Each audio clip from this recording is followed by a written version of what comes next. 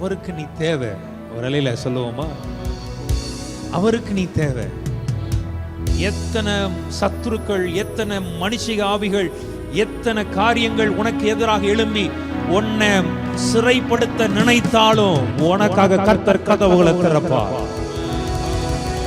உன் சூழ்நிலைகள் உன்னை சிறைப்படுத்த நினைத்தாலும் உனக்காக கர்த்தர் கதவுகளை திறப்பார் என்று நம்புகிற பிள்ளைங்க நல்ல கை தட்டி ஒரு ஆமென் சொல்லலாமா?